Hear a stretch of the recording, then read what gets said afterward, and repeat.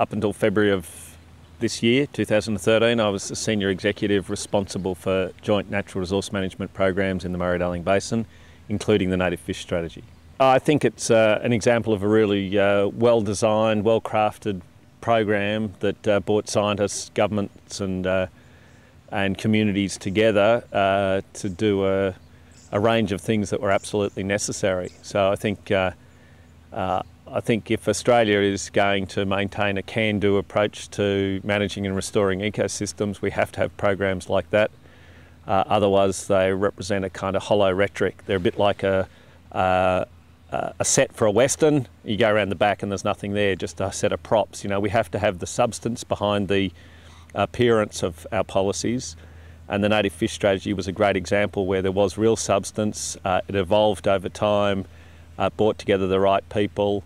It was well balanced between community involvement and scientific expertise.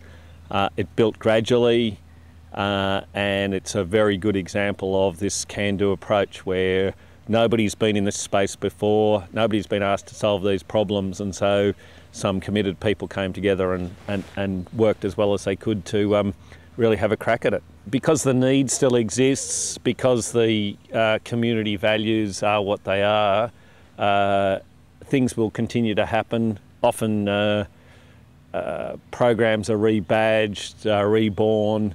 The same underlying need to protect aquatic biodiversity is there, and it would be a very sad day if we just had a blatant disregard for that need and sort of ignored it. That would be negligent on the part of governments and communities, and I don't think it'll happen because I think there's so many people from all walks of life who are committed to it. There's a whole lot of Australian organisms that have evolved to deal with drought and flood, and in the hard times they have a resting phase, if you like, like they burrow into the mud and they just hang out there, like they almost hibernate.